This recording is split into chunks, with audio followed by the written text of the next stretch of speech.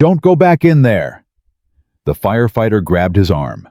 Darius Cole ripped free and ran straight into the collapsing tower. 10 floors of glass and steel were folding like a dying giant. Smoke choked the air. Alarms screamed. And somewhere inside, pinned under twisted metal, was the woman who had humiliated him just hours ago. Evelyn Sterling, billionaire CEO. The woman who called his dead wife's watch a pathetic keepsake and told him his daughter deserved a better father. Now she was screaming for help, and everyone kept running past her. Everyone except the man she had tried to destroy. What made him go back? And what did she do next that changed everything? Drop a comment with your city. Let me know how far this story travels. The watch had stopped once before. Darius Cole remembered the exact moment. 3 years ago. A hospital room that smelled like antiseptic and goodbye. Alana's hand had gone cold in his, and when he looked down at her wrist, the second hand wasn't moving anymore. He'd taken the watch home that night, put it on his own wrist, and somehow impossibly it started ticking again the moment Maya asked, "Daddy, is Mommy coming back?" He never took it off after that. Now standing in his cramped kitchen in Grey Haven City, Darius knelt by the door and wrestled with his daughter's shoelaces like they were the enemy. "Daddy," Maya said, serious as a judge, "you're doing the bunny ears wrong." "The bunny ears are doing me wrong," Darius muttered. She giggled, 6 years old and already wise enough to laugh at her father's failures. Then her eyes dropped to his wrist, and her small fingers reached out to touch the scratched glass. "Is it working today?" Darius turned his wrist. The second hand swept forward, patient and stubborn. "Always, baby girl. Always." Maya tilted her head like she could hear the ticking better that way. "Mom's watch doesn't like being late." The words landed soft but heavy.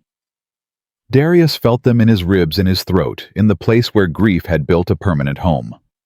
He didn't correct her, didn't say the sentence that would shatter the morning.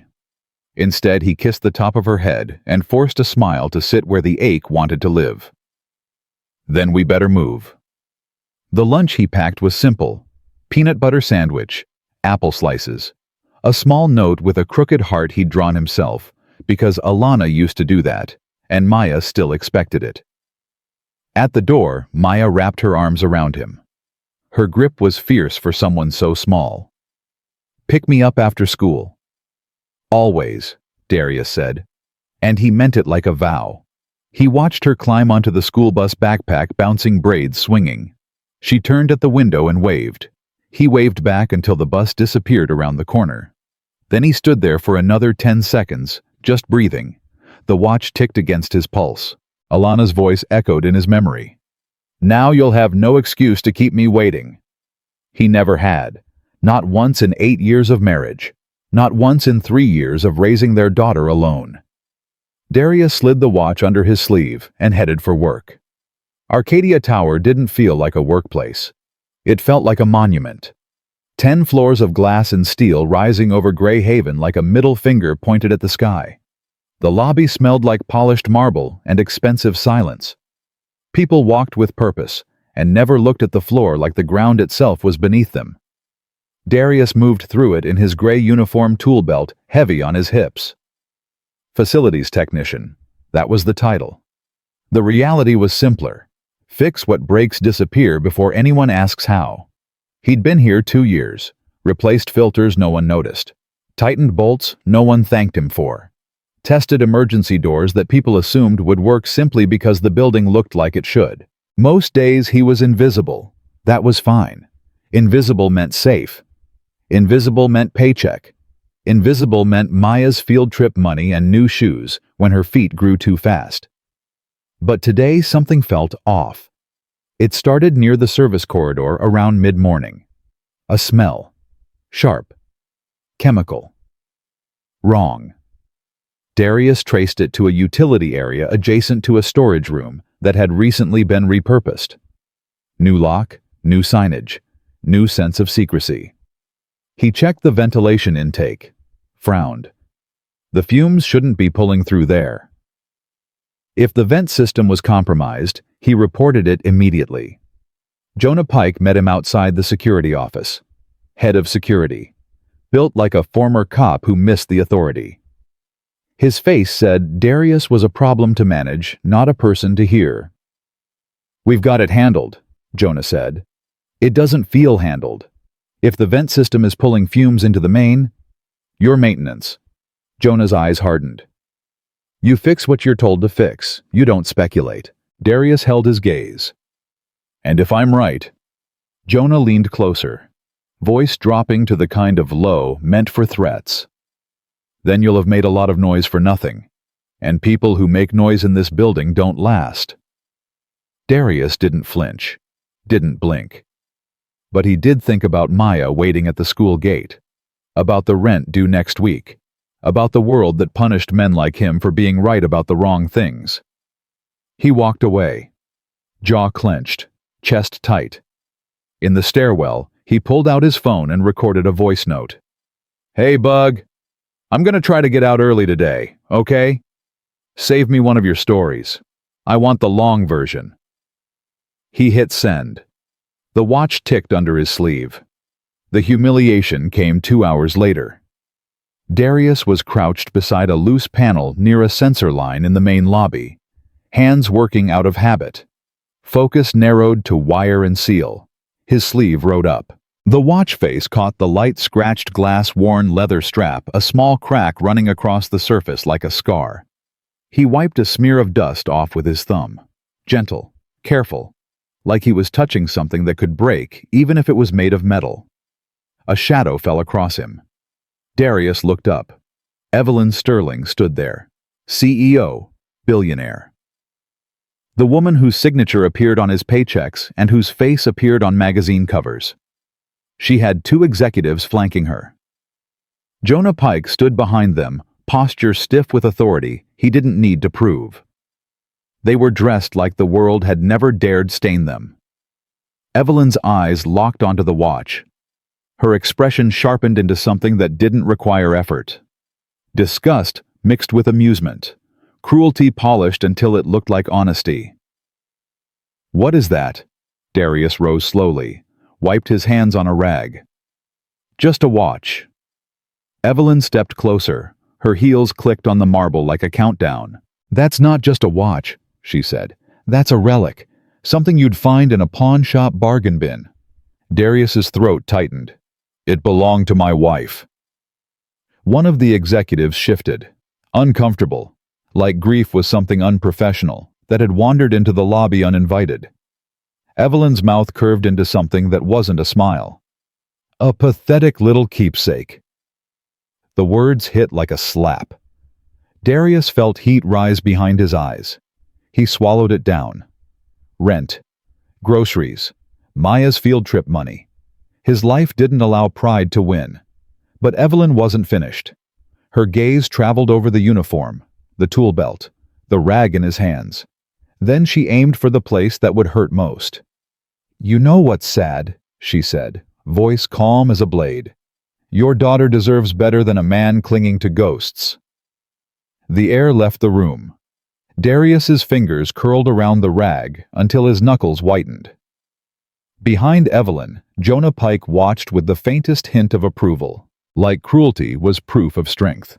Every instinct in Darius's body screamed to respond, to defend himself, to defend Alana, to defend Maya from words that would never reach her, but somehow wounded her anyway. But he had a child to pick up after school. He had learned that sometimes you survived by letting insults pass through you like rain. So he forced his voice into level ground. "My daughter has love," Darius said. "That's what she has." Evelyn's eyes narrowed, unimpressed. Love doesn't pay for opportunity, and opportunity doesn't come from sentimentality. Darius let the silence stretch long enough for his heartbeat to catch up. Then he looked down, slid his sleeve back over the watch, and returned to work. Behind him, Evelyn walked away. The executive elevator chimed, and under his sleeve the watch kept ticking. He thought about quitting on the drive home.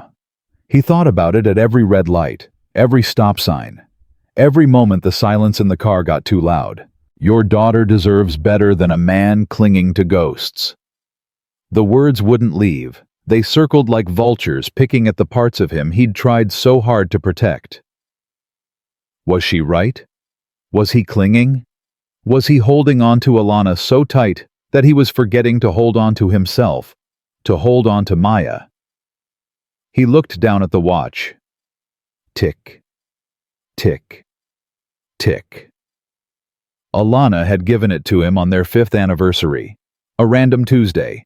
No special occasion except that she'd seen it in a shop window and thought of him. "It's old," she'd said, grinning, "like your taste in music." "It's classic," he'd corrected, "like my taste in women." She'd laughed and kissed him, and he'd worn the watch every day since. Now it was all he had left of her. Was that pathetic? Was that weakness? Or was it the only thing keeping him whole? Maya was waiting at the school gate when he pulled up, backpack too big for her shoulders, eyes scanning every car, every corner, searching for him. The moment she saw his face through the windshield, she lit up like the sun had been waiting for permission. Darius felt something crack in his chest. The good kind of crack, the kind that lets light in. He got out of the car and knelt down as she ran to him. "Daddy!"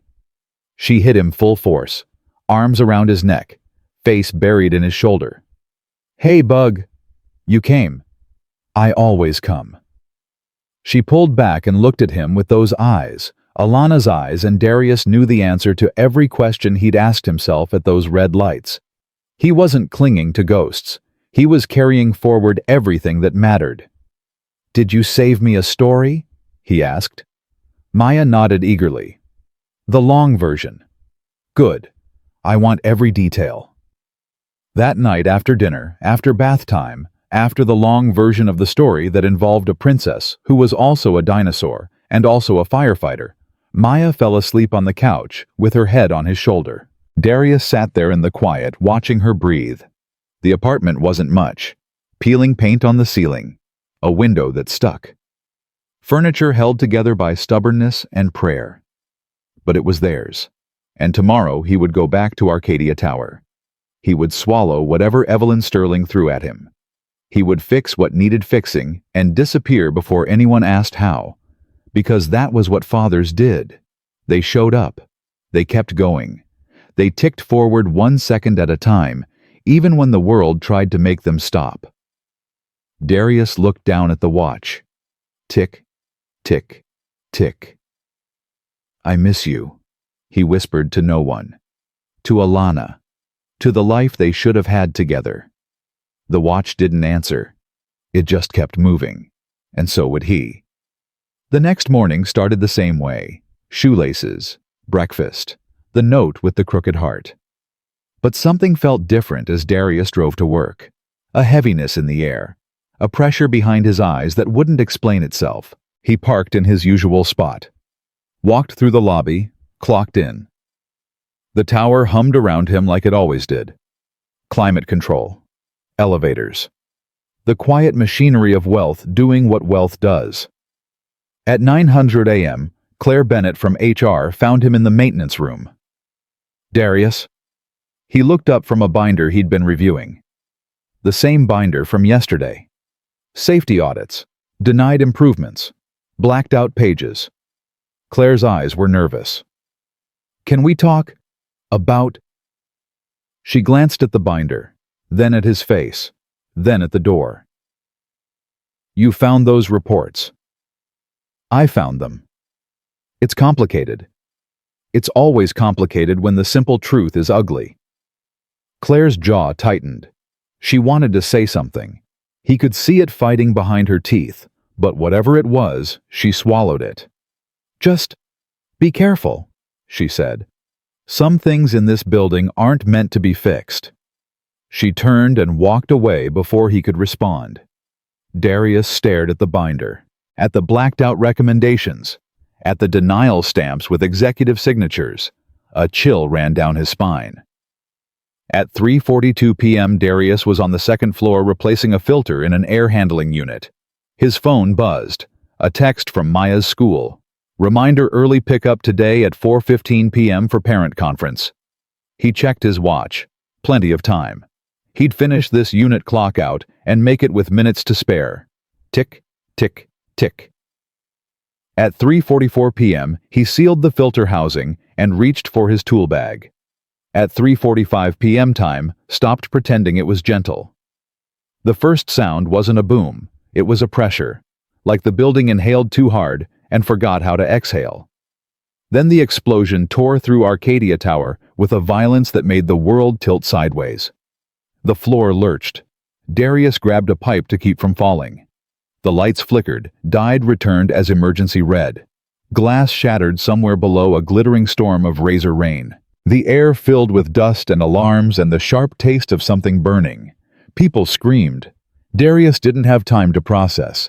His body moved on training he didn't remember having. He was in the stairwell, then the hallway, then pulling a woman away from a cracking wall. This way. Service stairs. Move. The building groaned like an injured animal. Steel arguing with gravity. Concrete giving up arguments it had held for decades. In the chaos, Darius saw Jonah Pike herding executives toward the main exit, toward a corridor now choked with falling debris.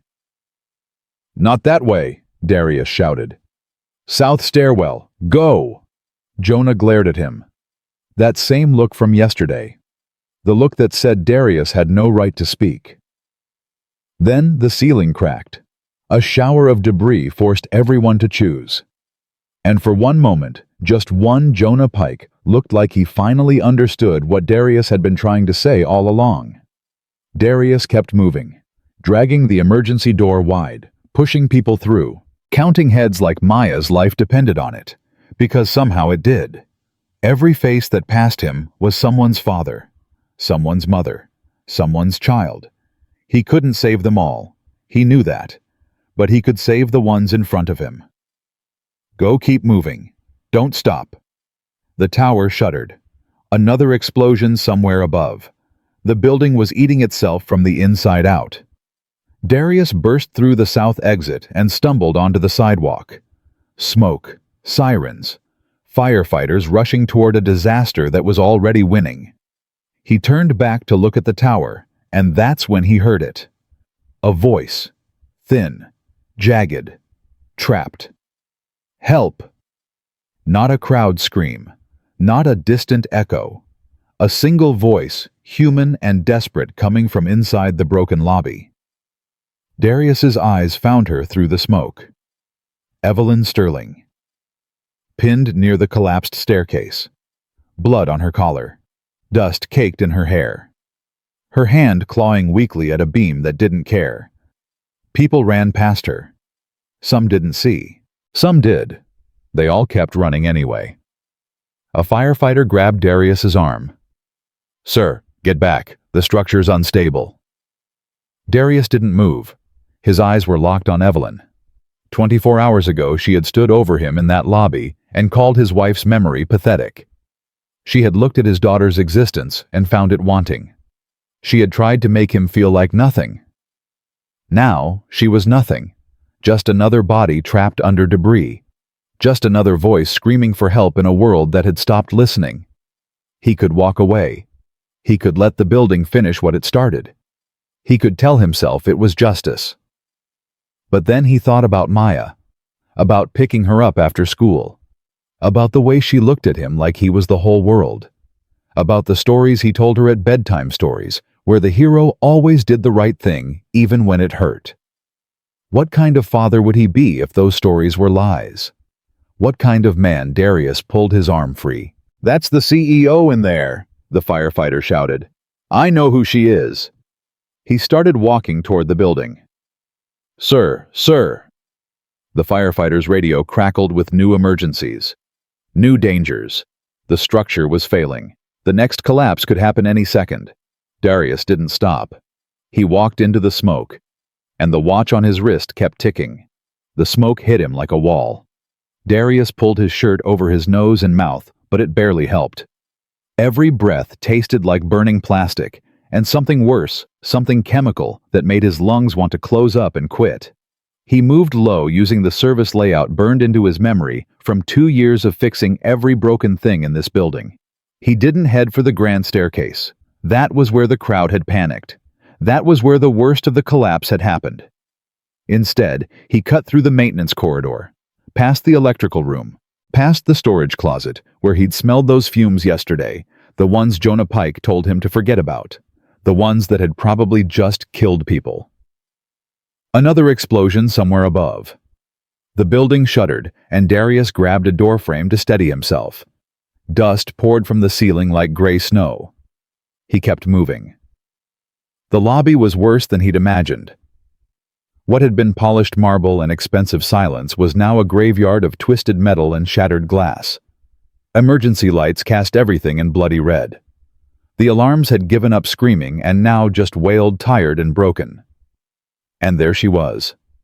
Evelyn Sterling lay pinned at an angle that made Darius's stomach turn. A steel beam had caught her across the legs. Debris pressed down from above, creating a pocket that had saved her life, but was slowly crushing it. Her white blouse was torn and blood-streaked. Her hair, always perfect in photographs, was matted with dust and something darker. But her eyes, those eyes that had looked at him like he was less than air, were wide open and locked on him. "You," she rasped. Darius slid to his knees beside her.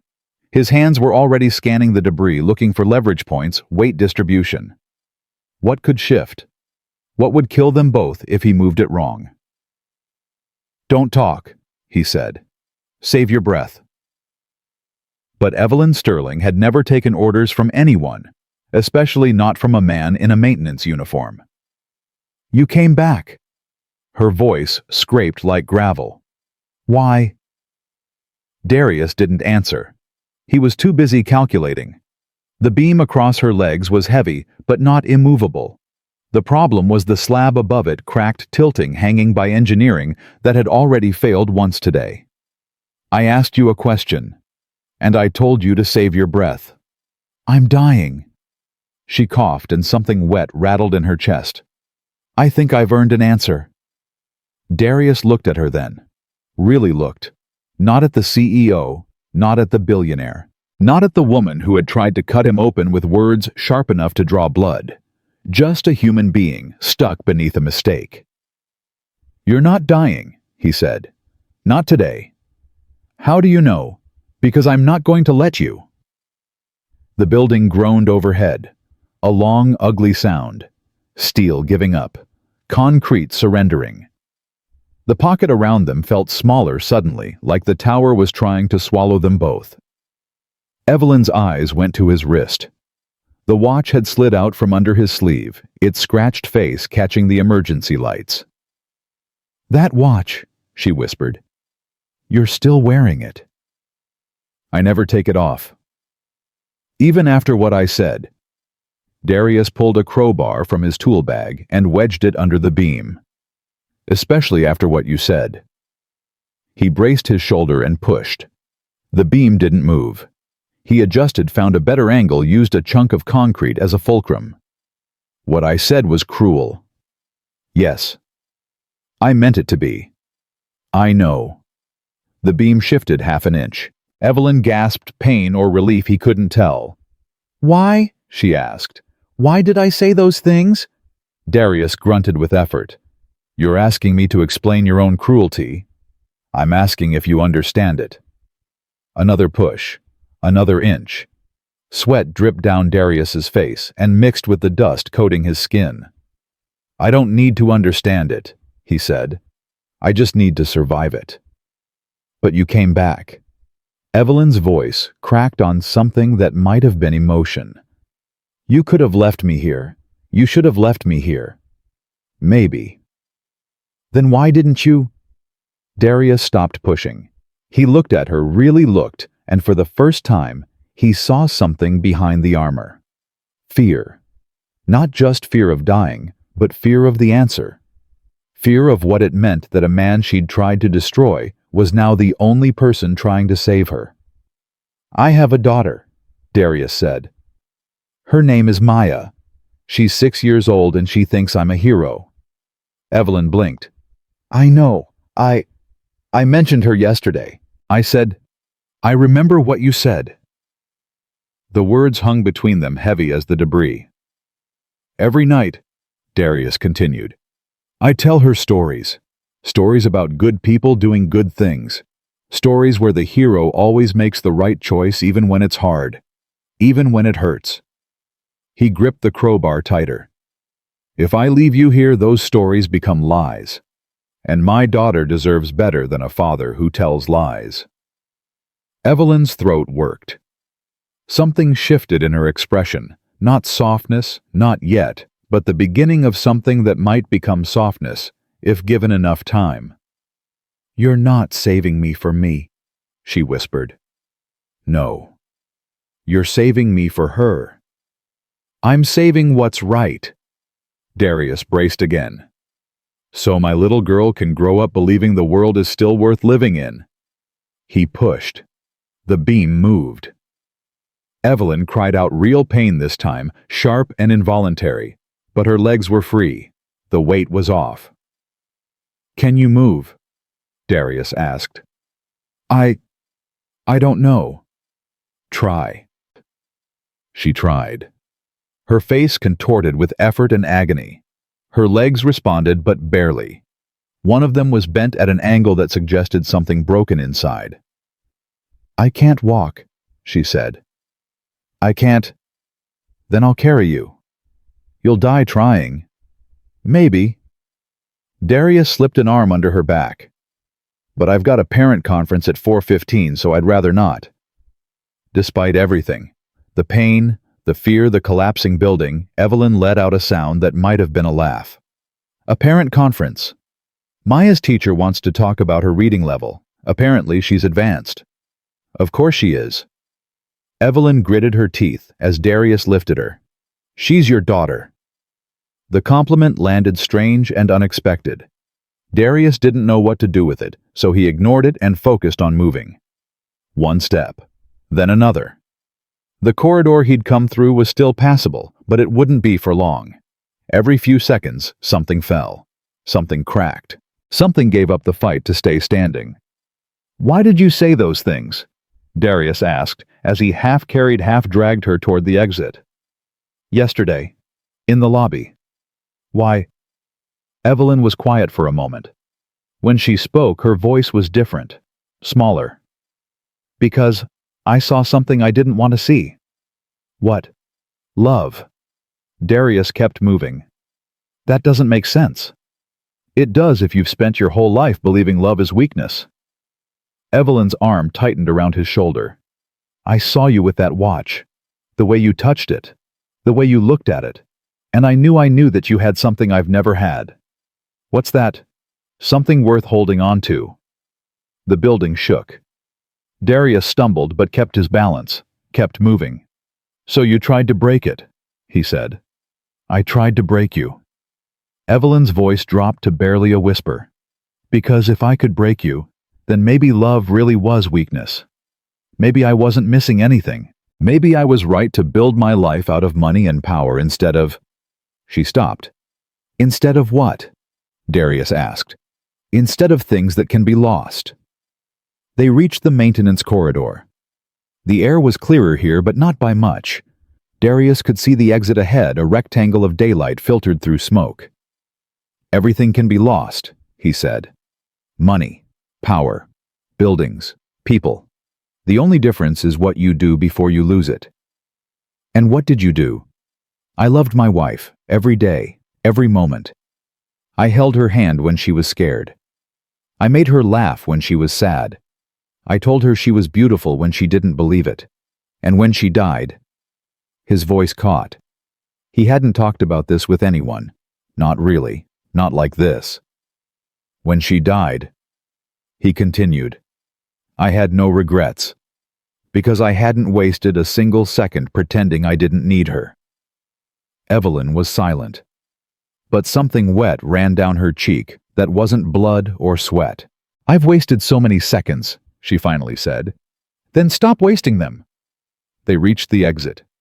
Darius kicked the emergency door open, and daylight flooded in gray and smoke-filtered, but still daylight. Still outside. Still alive. "Over here!" someone shouted. Firefighters rushed toward them. Hands grabbed Evelyn, pulled her from Darius's grip, loaded her onto a stretcher. Medics swarmed. Oxygen masks appeared. Orders were shouted. Darius stumbled back, suddenly aware of how much his body hurt. His shoulders, his back, his lungs. Everything ached with the specific pain of pushing too hard for too long. But he was alive, and so was she. On the stretcher, surrounded by paramedics, Evelyn turned her head to find him. Her eyes were glassy with pain and shock, and something else, something that looked almost like recognition. She reached out a hand, trembling, desperate, like a drowning woman reaching for shore. Darius didn't take it. He couldn't. Not yet. Maybe not ever. The wounds from yesterday were still too fresh, and forgiveness wasn't something he could offer just because she'd almost died. But he didn't walk away either. He stood there covered in dust and sweat, watching them load her into the ambulance, watching the doors close, watching the lights flash as it pulled away. Then he looked down at his watch. The second hand had stopped. Darius's heart lurched. For one terrible moment he was back in that hospital room 3 years ago. Alana's hand going cold, the watch going still, the world ending quietly, while machines beeped indifferently. But then tick. The second hand moved, jerked forward like it had just been catching its breath. Tick, tick, tick. Stubborn, persistent, refusing to quit. Just like him. Darius let out a breath he didn't know he'd been holding. His legs gave out, and he sat down hard on the curb, surrounded by chaos and sirens and the distant roar of a building that was still dying. His phone buzzed. A text from Maya's school. "Mr. Cole, the parent conference has been rescheduled due to emergency protocols. Please confirm Maya's pickup." Darius laughed. Actually laughed. The sound was raw and broken and slightly hysterical, but it was real. He typed back, "On my way." Then he stood up, dusted off his uniform, and walked toward his car. Behind him, Arcadia Tower continued to collapse. Ahead of him, his daughter was waiting. The watch kept ticking. Maya ran to him the moment she saw his face through the school fence. "Daddy." She hit him with the full force of 6 years of love and trust and absolute certainty that he would always, always come back. Darius dropped to his knees and held her so tight he worried he might hurt her. But he couldn't let go, couldn't loosen his grip, couldn't do anything except press his face into her hair and breathe in the smell of her crayons and apple juice and something that was just Maya. "Daddy, you're dirty." "I know, baby." "And you smell like smoke." "I know." "Were you in a fire?" Darius pulled back enough to look at her face. Those eyes. Alana's eyes. Looking at him with concern and curiosity, and not a hint of judgment. "There was an accident," he said carefully. "At Daddy's work. But I'm okay." "Did you help people?" He thought about Evelyn. About the beam and the crowbar and the choice he'd made in the smoke. "I tried." Maya nodded seriously. "That's what heroes do." The word hit him harder than any of Evelyn Sterling's insults. Because Maya believed it. Completely. Without question. And that belief, that absolute faith in her father's goodness, was worth more than anything in any bank account in the world. "Let's go home," Darius said. "Can we get ice cream?" "After the day I've had, we can get 2 ice creams." Maya's face lit up like Christmas had come early. She grabbed his hand and pulled him toward the parking lot, chattering about her day, about her friends, about the picture she'd drawn of a dinosaur princess firefighter. Darius listened to every word.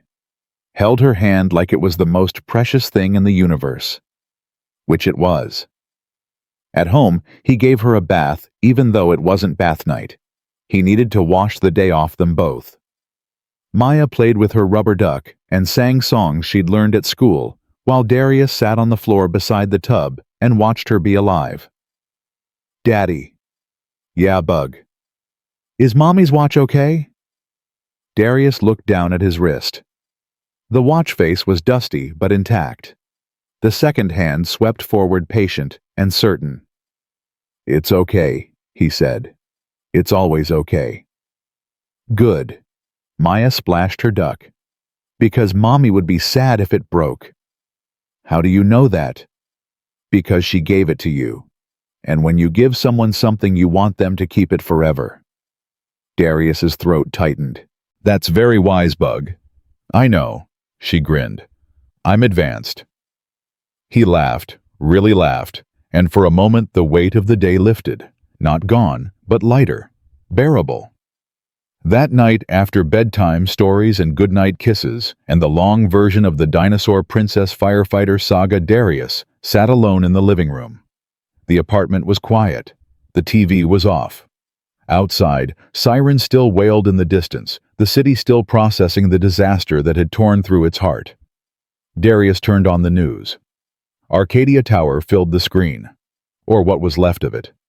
The building had partially collapsed, leaving behind a jagged skeleton of steel and glass. Rescue crews swarmed the wreckage like ants. News anchors spoke in grave voices about casualty counts and investigations and questions that needed answers. Sterling Arcadia Group CEO Evelyn Sterling was among those rescued from the building, the anchor said. According to witnesses, she was saved by a maintenance worker who entered the collapsing structure against orders. His identity has not been released. Darius turned off the TV. He didn't want credit, didn't want attention, didn't want his name attached to anything having to do with that woman, or that building, or that day. He just wanted to forget. But forgetting wasn't that simple. Every time he closed his eyes, he saw Evelyn's face in the smoke. Heard her voice asking why. Felt the weight of her body as he'd carried her toward daylight.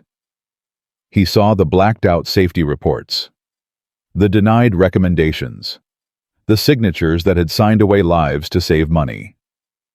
Someone was responsible. And tomorrow, when the dust settled, there would be questions. Darius looked at his watch.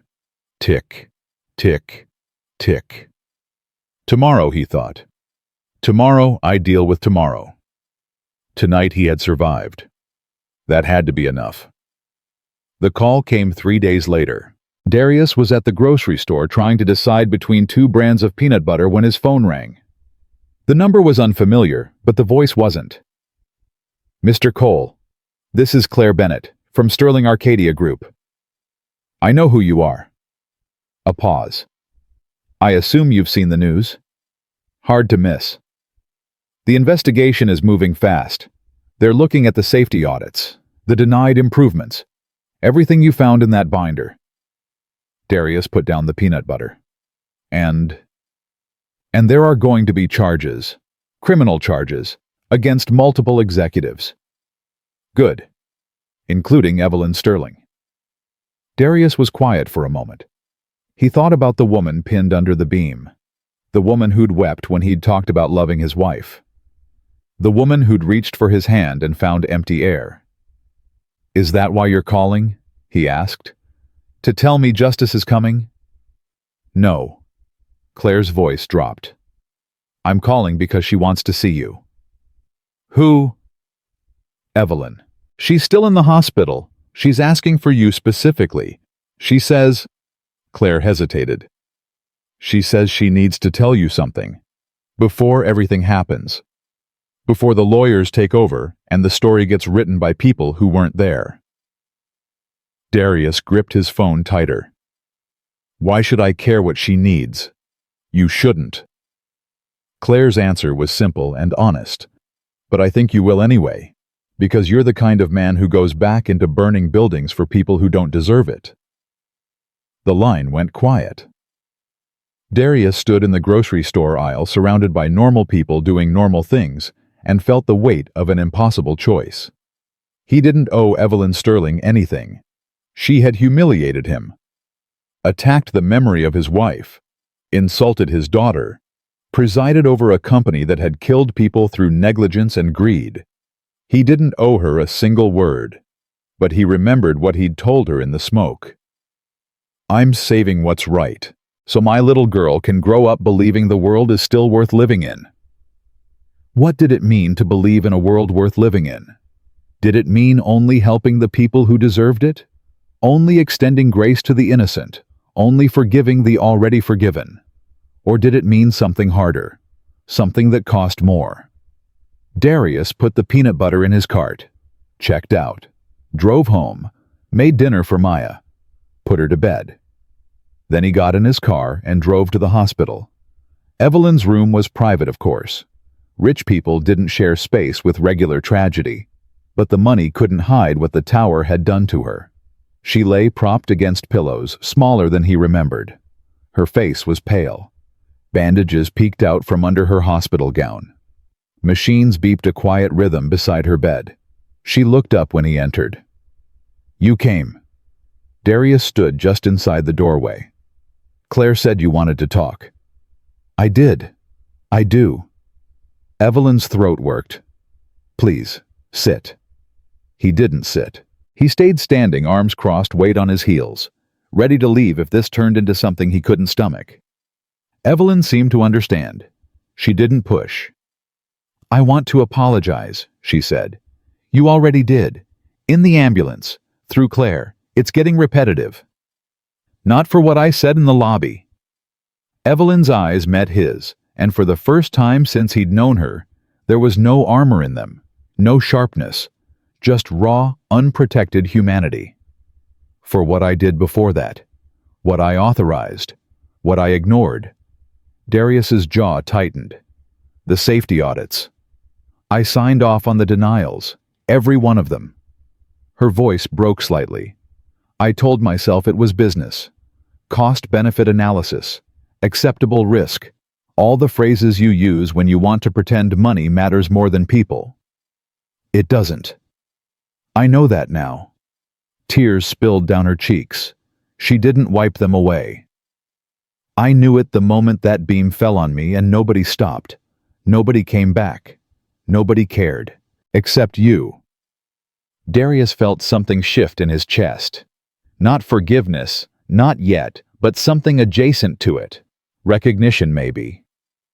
The understanding that cruelty often came from damage, and damage often came from fear. Why are you telling me this? He asked. Because the investigation is going to ask questions, and I'm going to answer them, truthfully, completely, even if it destroys me. You're going to confess. I'm going to tell the truth. Evelyn's hands gripped the blanket like it was the only thing keeping her tethered to the world. And I wanted you to know first. Because you're the reason I can. How? Because you showed me what real strength looks like. Her eyes found his wrist, found the watch still ticking beneath his sleeve. It's not power. It's not money. It's not the ability to break people who can't fight back. She took a shaky breath. Real strength is walking into a burning building for someone who hurt you. Real strength is loving someone so completely that you carry them with you even after they're gone. Real strength is being the kind of father who tells his daughter stories about heroes and then lives like those stories are true. Darius didn't speak. Couldn't speak. The words had landed somewhere deep in a place he usually kept locked. I don't expect you to forgive me, Evelyn continued. I don't deserve it. But I want you to know that meeting you, being saved by you, changed something in me. Something I didn't think could change. What's that? I used to think the world was divided into winners and losers, people who took and people who were taken from. I spent my whole life trying to be on the winning side. She smiled, sad and small. But you're not on either side. You're something else entirely. You're the kind of person who makes the game irrelevant. Darius uncrossed his arms. His shoulders dropped slightly. The defensive posture he'd held since walking in began to soften. I'm not a hero, he said. I'm just a man trying to raise his daughter right. That's exactly what a hero is. Silence filled the room. Not uncomfortable, not heavy, just present like a held breath waiting to be released. Finally, Darius spoke. What was her name? Evelyn blinked. What? Your mother. The one who taught you that love was weakness. The one who made you build walls so high you couldn't see over them. What was her name? Evelyn's face crumbled. For a moment she looked like a child herself, hurt and confused, and desperately wanting someone to understand. Margaret, she whispered. Her name was Margaret, and she didn't teach me that love was weakness. She taught me that love ends, that everyone leaves, that the only safe thing is to leave first. Did she leave? She died when I was 12. Cancer, slow and ugly and completely out of anyone's control. Darius nodded slowly. So you spent the rest of your life trying to control everything else? Yes. And it worked, until it didn't. Until a building fell on me, and a man I'd tried to destroy saved my life, and suddenly all my control was worthless. She laughed, bitter and wet with tears. Do you know what I thought about when I was trapped? Not my money, not my company, not any of the things I'd spent 50 years accumulating. I thought about all the hands I'd never held, all the words I'd never said, all the love I'd refused because I was too afraid to lose it. Darius moved then, not to the chair, to the bed. He stood beside her looking down at this broken woman who had broken so many others. My wife's name was Alana, he said quietly. She gave me this watch on our 5th anniversary. She died 3 years ago, left me with a daughter and a hole in my chest that I thought would never fill. Evelyn looked up at him, tears streaming. The hole didn't fill, Darius continued. It's still there, every morning, every night, every time Maya does something that reminds me of her mother. He pulled up his sleeve, showing the watch in full. But the watch keeps ticking. Time keeps moving. And I realized something standing in that grocery store 3 days ago, trying to decide whether to come here. What? Alana would have wanted me to come. She would have wanted me to look at you and see a human being instead of a headline. She would have wanted me to show Maya that mercy isn't weakness. It's the hardest kind of strength there is. Darius took a breath, let it out slowly. I don't forgive you, he said. I'm not sure I ever will. What you said about Maya, about my daughter deserving better that's going to live in me for a long time. Evelyn nodded, accepting it. But I'm not going to let it poison me either. Darius's voice was steady now. Certain. I'm not going to become bitter because you were cruel. I'm not going to teach my daughter that hate is the answer to hurt. That's not who I am. That's not who Alana raised me to be. He stepped back from the bed. So here's what's going to happen. You're going to cooperate with the investigation. You're going to tell the truth about what that company did. And then you're going to spend the rest of your life trying to be better. Not for me, not for the cameras, for yourself. Because that's the only kind of change that actually lasts. Evelyn wiped her face with the back of her hand. And if I do all that, then maybe someday you'll be able to look in the mirror without flinching. Maybe you'll learn what it feels like to love someone without being afraid they'll leave. Maybe you'll figure out that the things worth having are the things that can be lost, because that's what makes them precious. He turned toward the door. Mr. Cole, Evelyn called after him. Darius. He stopped, looked back. Thank you, she said, for saving my life and for not letting me waste it. Darius nodded once. Then he walked out of the room, down the hospital corridor, and into a night that suddenly felt lighter than it had in years. The watch ticked against his wrist. Steady, stubborn, alive. And somewhere in Greyhaven City, a little girl was sleeping, dreaming of dinosaur princesses and firefighters and fathers who always came home. The investigation moved faster than anyone expected. Within a week, the district attorney's office had subpoenaed every document Sterling Arcadia Group had ever tried to bury. Safety audits appeared on news broadcasts. Blacked-out pages were unblacked. Signatures that executives had hoped would stay hidden were suddenly projected on screens across the nation. And in the middle of it all, Evelyn Sterling kept her word. She testified for 6 hours on the first day, 7 on the second. She named names, provided dates, explained the chain of command that had decided 43 safety improvements were cost prohibitive, even though the building's own engineers had flagged them as critical. Darius watched the highlights on his phone during his lunch break at his new job, a construction site across town. He'd quit Sterling Arcadia Group the day after the collapse. Couldn't stomach the idea of walking back into that world, even if the building itself was rubble. "Cole, you seeing this?" Marcus Turner.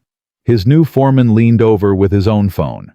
The screen showed Evelyn Sterling leaving the courthouse surrounded by cameras and lawyers. "She's actually doing it," Marcus said. "The Ice Queen herself ratting out her own company. Never thought I'd see the day." Darius said nothing. He pocketed his phone and went back to work. But that night after Maya was asleep, he sat on the couch and watched the full testimony. Watched Evelyn answer question after question with the kind of brutal honesty that destroyed careers and built prison sentences. "Were you aware of the safety concerns before the collapse?" "Yes." "And you approved the denial of recommended improvements?" "Yes." "Why?" A long pause. Evelyn's face filled the screen, older than he remembered, stripped of makeup and armor. "Because I had convinced myself that money was more important than people. Because I had built a life where the only metric that mattered was profit. Because I was afraid—" Her voice cracked. "Because I was afraid that if I admitted the building was dangerous, I would have to admit that I had been dangerous, that my entire philosophy was built on sand. And now I know better. Too late for the people who died, but not too late to tell the truth." Darius turned off the TV. He sat in the dark for a long time, listening to Maya's soft breathing from the next room and the tick of Alana's watch against his wrist. The next morning, his phone rang at 6 a.m. "Mr. Cole, this is Detective Sarah Okonkwo with Greyhaven PD. We need you to come in for questioning." Darius's stomach dropped. "Questioning about what?" "About what you saw at Arcadia Tower, before the collapse. We understand you reported safety concerns that were ignored." He closed his eyes, took a breath. "When?" "Today, 10 a.m. I'll text you the address." Darius hung up and looked at Maya still sleeping peacefully, unaware that her father's world was about to get more complicated. The police station smelled like old coffee and fluorescent lights. Detective Okonkwo was younger than her voice had suggested, mid-30s, sharp eyes, no-nonsense handshake. "Thank you for coming in, Mr. Cole." "Did I have a choice?" "You always have a choice." She gestured to a chair across from her desk. "But most people in your position choose to help." Darius sat. "What do you need to know?" "Everything." Okonkwo opened a folder thick with documents. "We've been going through Sterling Arcadia's internal records. Your name appears in several incident reports, concerns you raised, warnings you filed, all of them dismissed or buried. I'm aware. You reported a chemical smell the day before the explosion, in the utility area adjacent to the storage room that was ground zero for the blast." Darius's jaw tightened. "I reported it to Jonah Pike, head of security. He told me to mind my own business." "Did you document that conversation?" "I documented everything." Darius pulled out his phone. "Voice notes, photos, dates and times. I learned a long time ago that men like me don't get believed unless we have proof." Okonkwo's expression flickered recognition maybe, or understanding. "Can you send those files to this address?" She slid a card across the desk. "Already planned to." They talked for 2 hours. Darius walked her through every safety concern he'd ever raised, every dismissal he'd received, every conversation with Jonah Pike and Claire Bennett, and the faceless executives who had treated his warnings like background noise. When they finished, Okonkwo leaned back in her chair. "You know what's going to happen next," she said. "You're going to need me to testify." "Yes?" And my name is going to be everywhere. Probably. Darius looked down at his hands. Calloused. Strong. The hands of a man who fixed things that other people broke. I have a daughter, he said quietly. She's 6. She doesn't know any of this is happening. She thinks her daddy just changed jobs because he wanted to. Okonkwo's voice softened. I understand. We'll do what we can to protect your privacy. But I won't lie to you, this case is going to be big. National news big. And you're a key witness. I'm not a witness. I'm a maintenance worker who tried to do the right thing. In this situation, Mr. Cole, that's the same thing. Darius drove home with his hands tight on the wheel and his mind racing. He'd spent his whole life trying to stay invisible, trying to keep his head down, do his job, raise his daughter away from the spotlight that burned people like him. He'd seen what happened to black men who became symbols, how the world either turned them into saints or sinners, never allowing them to just be human. He didn't want to be a symbol. He just wanted to be Maya's dad. But the world had other plans. 3 days later, his name leaked. He never found out how. A court clerk with loose lips. A reporter who knew someone who knew someone. It didn't matter. By Thursday morning, Darius Cole was trending on every platform, and his phone was ringing non-stop with numbers he didn't recognize. He turned it off. He picked Maya up from school early and took her to the park, the one with the swings she loved, far enough from their apartment that maybe no one would find them. Daddy, why are we here on a school day? Because I wanted to spend time with you. But I had art class. We can do art at home. Maya considered this, her small face serious. Then she nodded, apparently satisfied with the trade-off. They swung on the swings, fed the ducks, sat on a bench, and watched the clouds make shapes neither of them could agree on. Daddy. Yeah, Bug. Why were there people with cameras outside our building this morning? Darius's heart clenched. He'd hoped she hadn't noticed. He should have known better. Maya noticed everything. There's something happening at Daddy's old job, he said carefully. Something that wasn't right, and people are trying to figure out what happened. Did you do something wrong?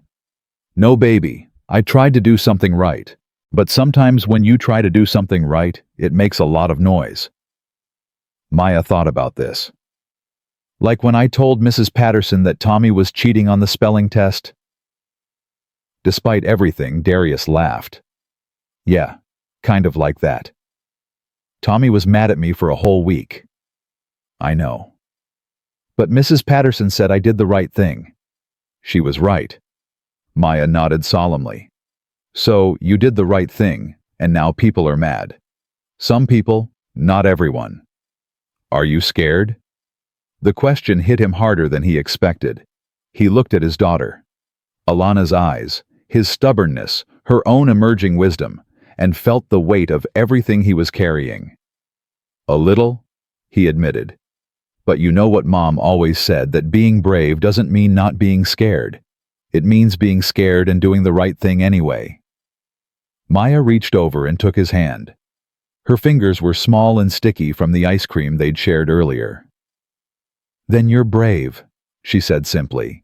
Darius squeezed her hand and didn't trust himself to speak. That night, there was a knock on his door. He checked the peephole expecting reporters. Instead, he saw Claire Bennett looking nervous and clutching a manila envelope. He opened the door but didn't invite her in. Claire. Darius, I should have called first. I'm sorry. What do you want? She held out the envelope. This is everything I have. Everything I didn't give to the investigators because I was scared. Internal memos. Emails between Jonah and the executive team. Proof that they knew the building was dangerous, and they chose to cover it up instead of fix it. Darius didn't take the envelope. Why are you giving this to me? Because I should have given it to someone a long time ago, because people died and I was too much of a coward to speak up, because... Her voice broke. Because you went back into that building. You ran into the fire while the rest of us ran away, and I can't live with myself if I keep running. Darius looked at her for a long moment, saw the fear and the guilt and the desperate need for absolution. I'm not a priest, Claire. I can't forgive you for what you didn't do. I know. I'm not asking for forgiveness. I'm asking you to take this and make sure the right people see it. Please. He took the envelope. Claire let out a shaky breath. Thank you. Don't thank me. Thank the 43 people who would still be alive if anyone at that company had listened. Claire flinched like he'd struck her, but she nodded. You're right, she whispered. You're absolutely right. She turned and walked away. Darius stood in the doorway holding the envelope, feeling the weight of other people's failures settling onto his shoulders. The next morning he delivered the documents to Detective Okonkwo personally. She looked through them, her expression growing darker with each page. This changes everything, she said. I know. Jonah Pike, he was the one directing the cover-up. He had direct orders from... She stopped, looked up at Darius. You understand what this means?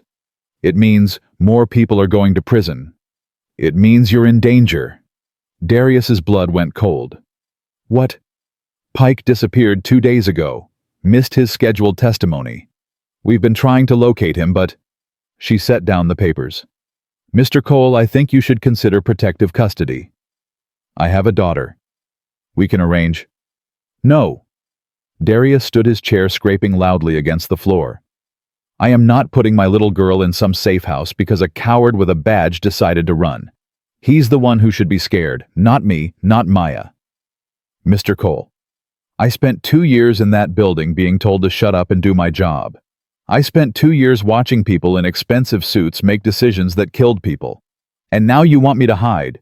His voice was louder than he intended. People in the station were looking. I'm done hiding. Darius said, quieter, but no less fierce. I'm done being invisible.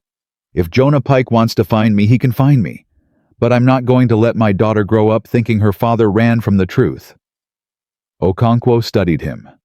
Then slowly she nodded. I understand, she said. But please be careful. And if you see anything suspicious, call me immediately. She gave him her personal number. Darius went home, checked every lock twice, and sat by Maya's bed until she fell asleep.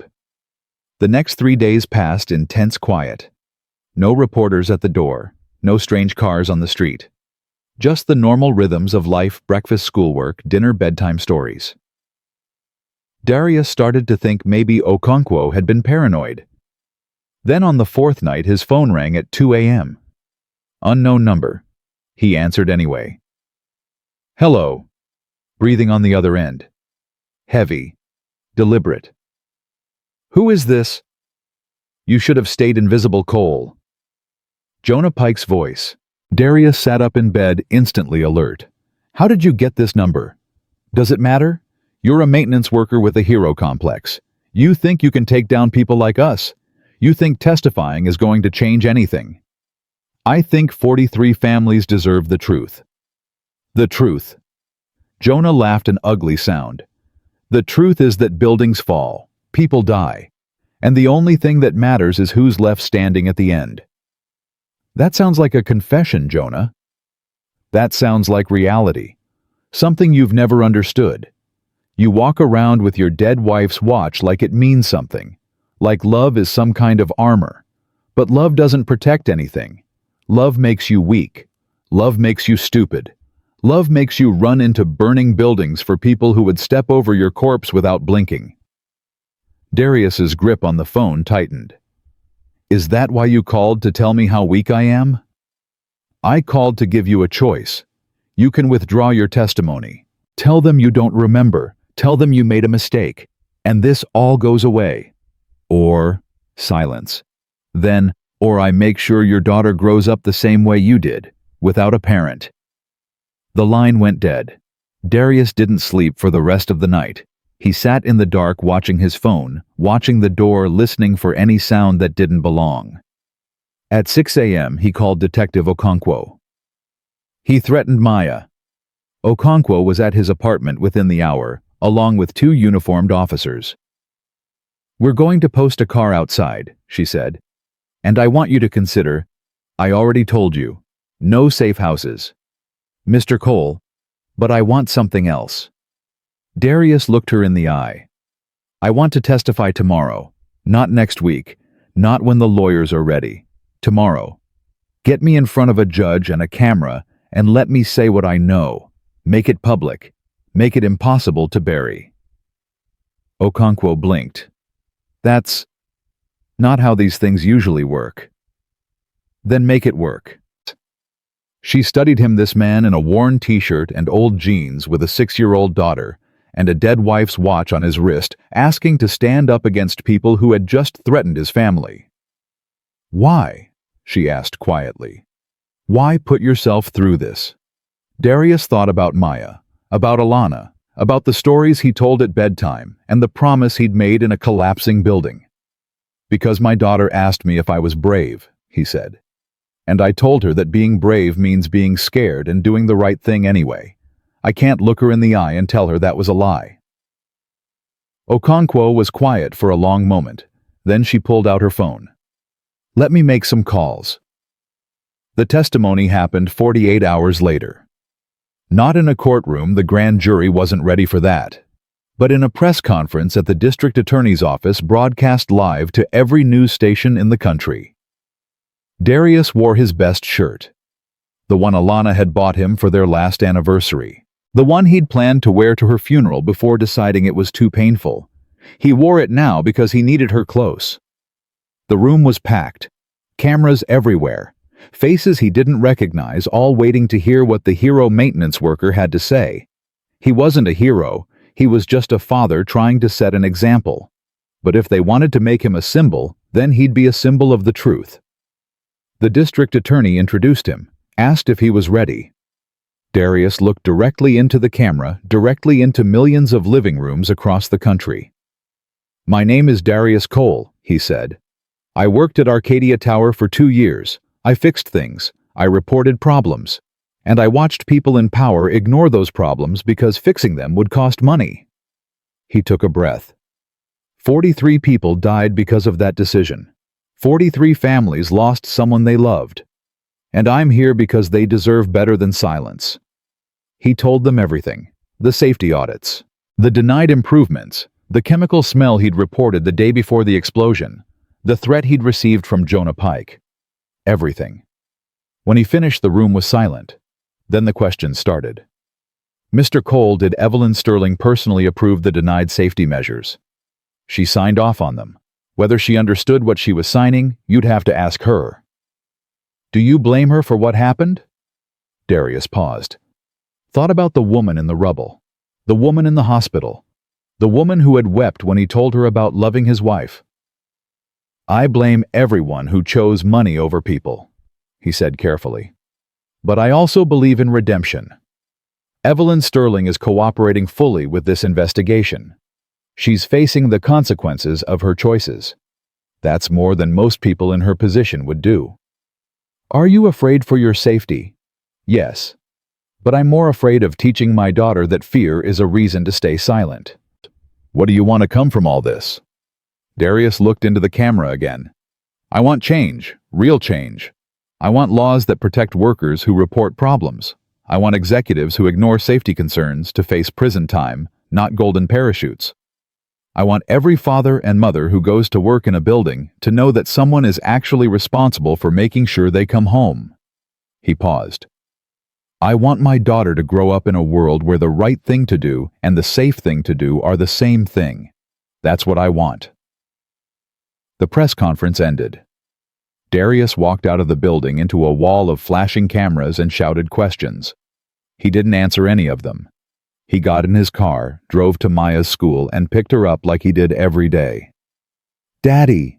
She ran to him, backpack bouncing. You're wearing your fancy shirt. I had an important thing today. Did it go good?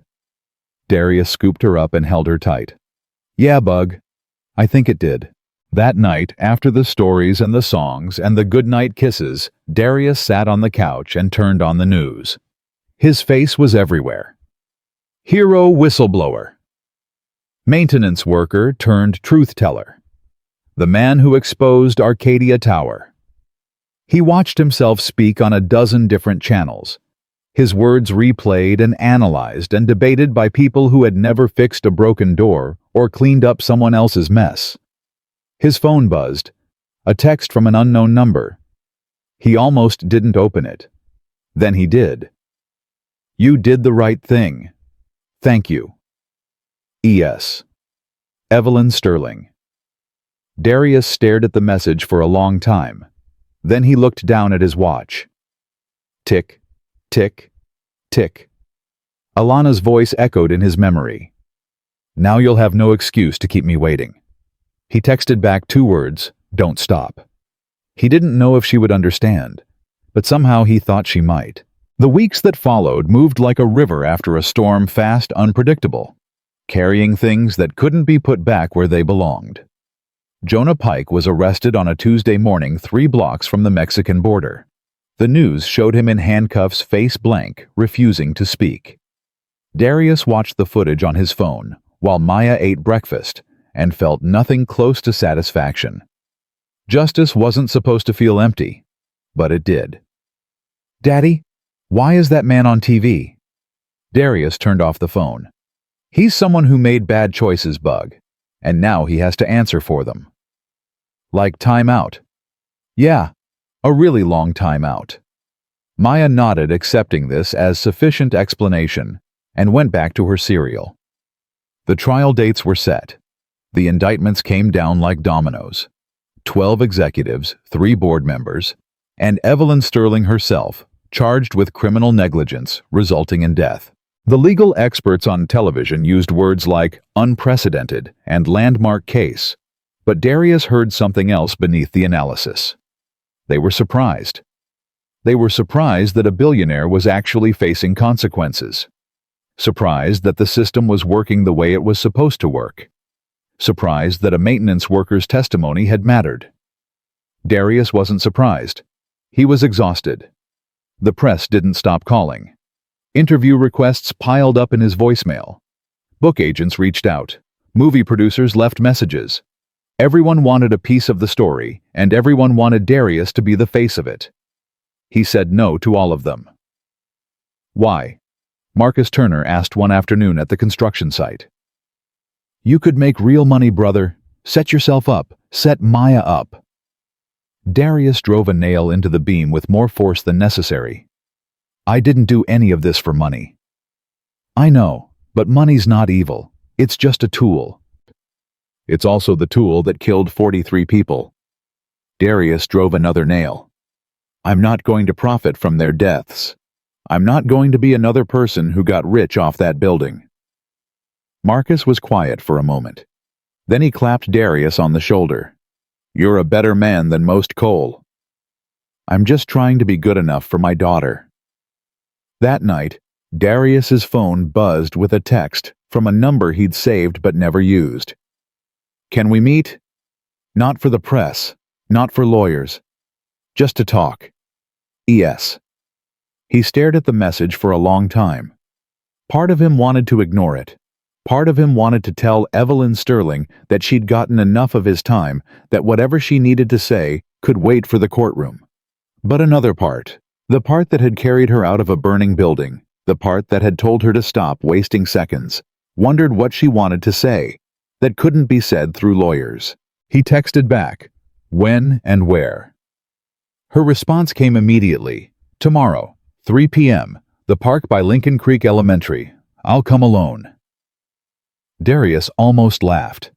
The park where he took Maya. The park where he'd hidden from reporters and talked to his daughter about being brave. "Fine," he typed. "But if I see one camera, I'm gone." Understood. He didn't tell Maya about the meeting, didn't tell anyone. Just dropped her at school the next morning, went to work, and watched the clock until it was time. Evelyn was already there when he arrived. She sat on the bench where he and Maya usually sat, dressed in clothes that looked expensive but understated. No jewelry, no makeup, no entourage. She looked smaller than he remembered. Older, too. Like the past few weeks had added years to her face. Darius sat on the opposite end of the bench, left enough space between them for an entire world. "Thank you for coming," Evelyn said. I almost didn't. I know. She turned to look at him, and he saw something in her eyes he hadn't seen before. Not fear, not calculation, just presence. Like she was finally here fully without armor or agenda. I wanted to tell you something, before the trial, before everything becomes about lawyers and strategy and who said what. I'm listening. Evelyn took a breath. Her hands were folded in her lap, and Darius noticed they were trembling slightly. I've been thinking about what you said. In the hospital.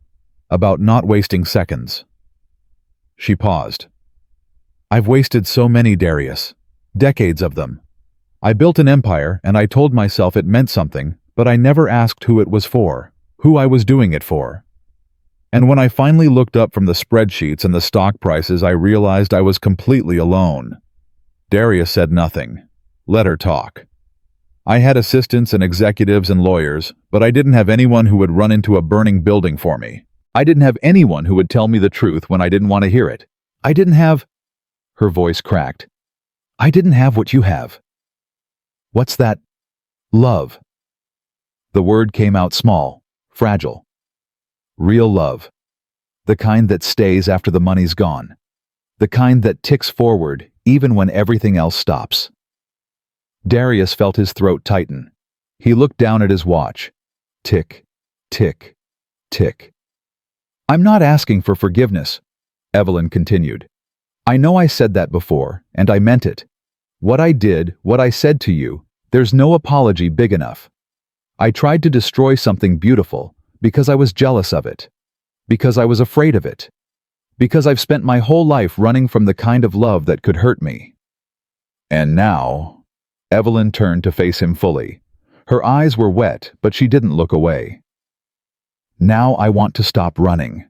I want to face what I've done. I want to stand in that courtroom and tell the truth, not because my lawyers negotiated a deal, but because it's right. Because 43 people deserve that. Because you deserve that. Darius studied her face, looked for the old sharpness, the old cruelty. Looked for the woman who had stood over him in a marble lobby and tried to make him feel worthless. She wasn't there anymore. Or maybe she was still there, but buried under something that was trying to grow. Why did you want to meet here? Darius asked. This park. Why? Evelyn looked around at the swings, the playground, the duck pond. Because this is where you bring Maya. This is where you taught her about being brave. And I wanted to see it. I wanted to understand what it looks like to build something real, instead of just building something big. Darius felt something shift in his chest. Not forgiveness, not yet, but something like recognition. The understanding that damage could be acknowledged without being erased. What are you going to do? He asked, after the trial, if you're convicted. When I'm convicted, Evelyn corrected, my lawyers think we can negotiate down to 5 years, maybe 3 with good behavior. But honestly, she looked at him with something like peace. I think I need more time than that. Not in prison necessarily, but in reflection, in understanding, in learning how to be a person instead of a CEO. That's a long road. I know, but I have to start somewhere. She hesitated. I want to do something, before the trial. Something that matters. Like what? Like fixing what I broke. Evelyn's voice grew stronger.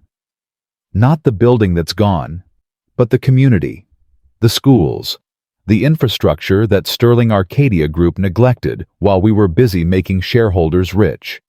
Darius raised an eyebrow. You want to give away your money. I want to invest it. In Gray Haven. In places like Lincoln Creek Elementary, where kids are learning in buildings that are falling apart, while executives were paying for my second yacht. She laughed bitterly. I owned 2 yachts, Darius. 2. I didn't even like boats. Despite himself, Darius almost smiled. I've already talked to my lawyers. Evelyn continued. I'm liquidating most of my assets, creating a foundation.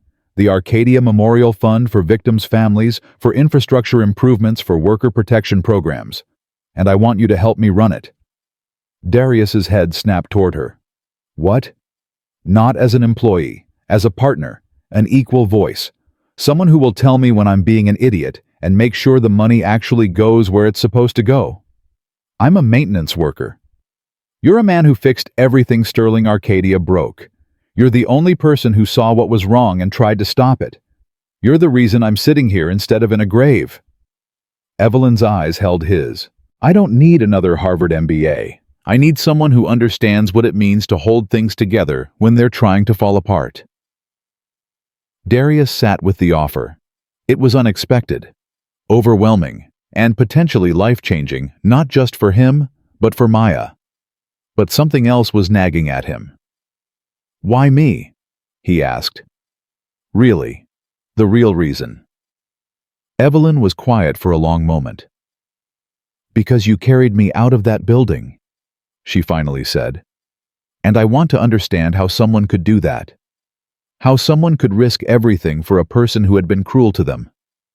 I've spent my whole life believing that people are fundamentally selfish, that everyone has an angle, a price, a breaking point. And then you came along and proved me wrong. She shook her head slowly. I need to be around someone who makes me better, Darius. Not someone who tells me what I want to hear. Not someone who calculates every interaction for personal gain. Someone who does the right thing because it's right. Someone who carries dead weight through fire because giving up isn't an option. I'm not your salvation, Darius said quietly. I know, you're not supposed to be. I have to save myself. But maybe... She hesitated. Maybe you can show me how to start. The afternoon sun was getting lower. Soon, he'd need to pick up Maya. Darius looked at the playground where his daughter had swung and laughed and asked him impossible questions about bravery and love. He thought about what it would mean to work with Evelyn Sterling, to be associated with her name, to risk his reputation by standing next to someone the world was determined to hate. But he also thought about what it would mean for Gray Haven, for Lincoln Creek Elementary, for all the kids like Maya who deserved better than crumbling schools and broken promises. I'll think about it, he said. Evelyn nodded. She seemed to understand that was more than she had any right to expect. That's all I ask. She stood up, smoothing her clothes with a nervous gesture that seemed entirely human. One more thing, she said. Darius looked up. Your wife, Alana, what was she like? The question caught him off guard.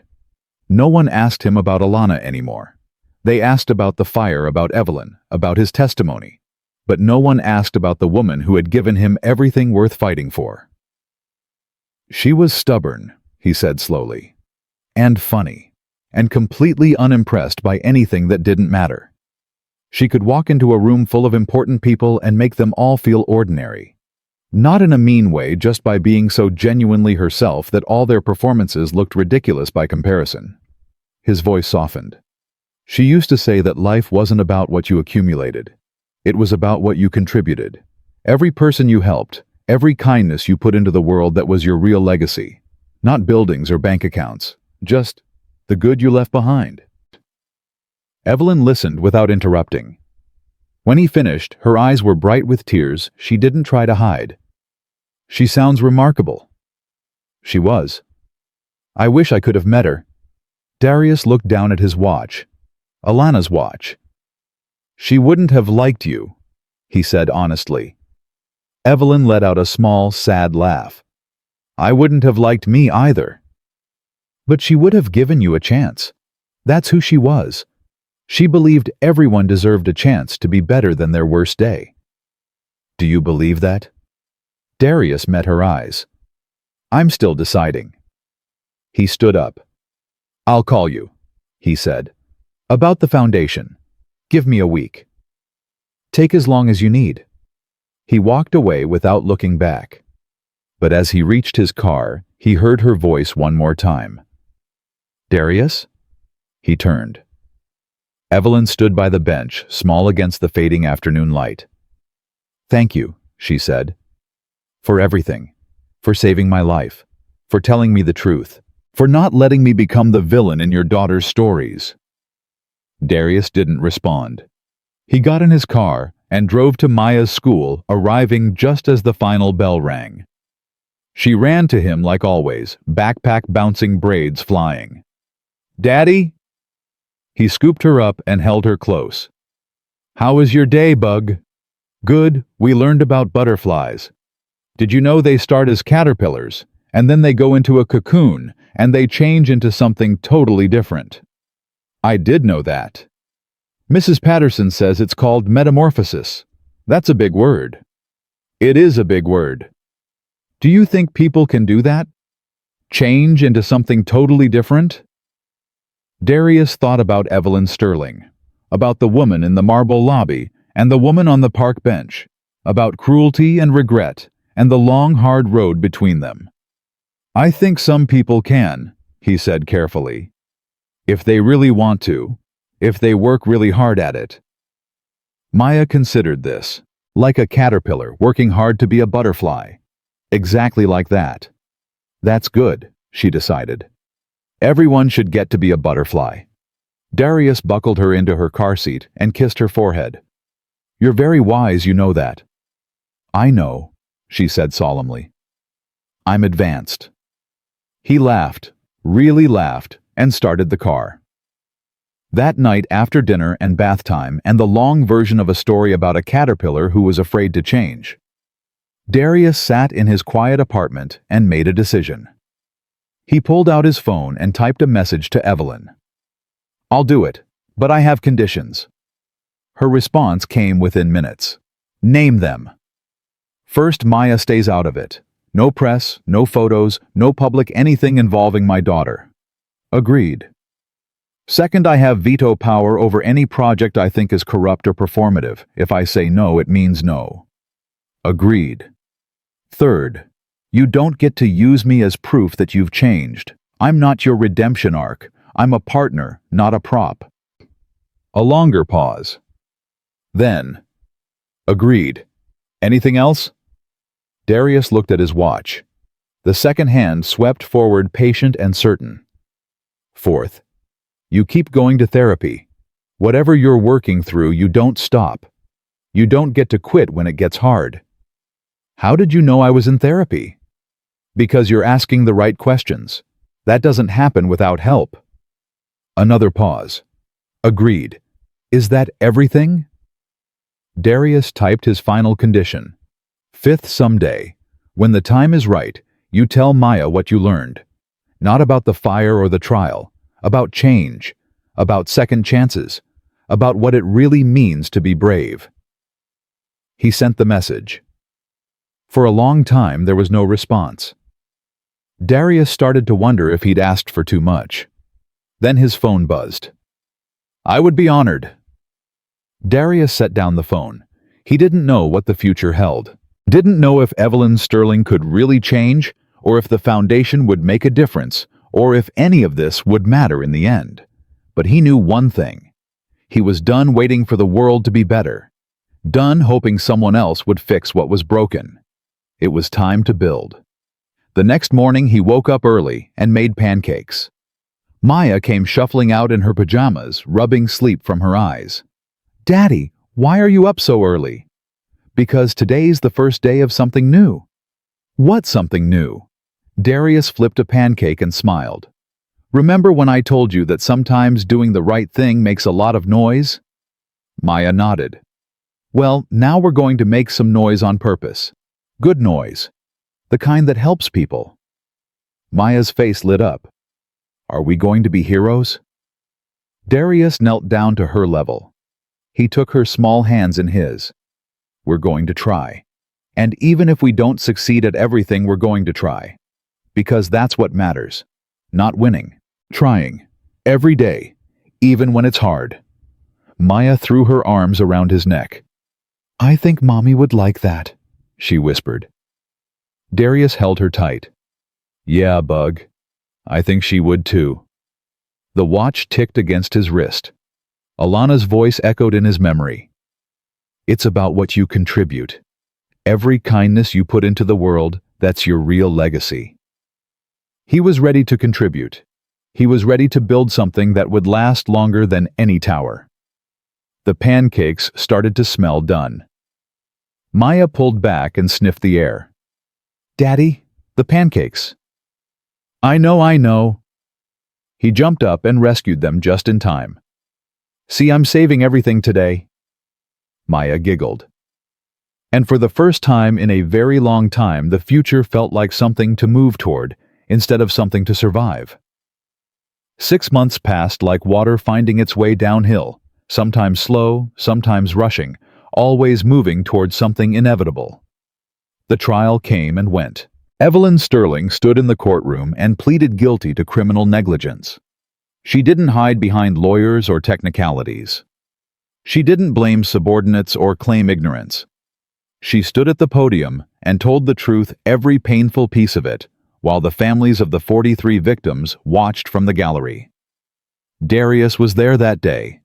He sat in the back row, anonymous among the crowd, and watched the woman who had once tried to destroy him accept destruction on her own terms. "I made choices that prioritized profit over people." Evelyn said, her voice steady but raw. "I signed documents that I should have questioned. I created a culture where raising concerns was punished and silence was rewarded. And because of those choices, 43 people are dead." She paused, looked directly at the families. "I cannot bring them back.